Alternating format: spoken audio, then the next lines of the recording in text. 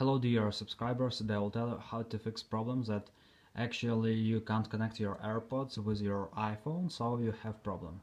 So first thing, just try to turn off your Bluetooth and turn it on again. So just swipe here and just try to turn off Bluetooth and turn it on again.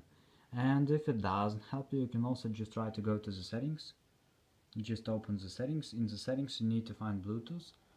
Just choose your AirPods and just try to unpair it, forget this device. So after,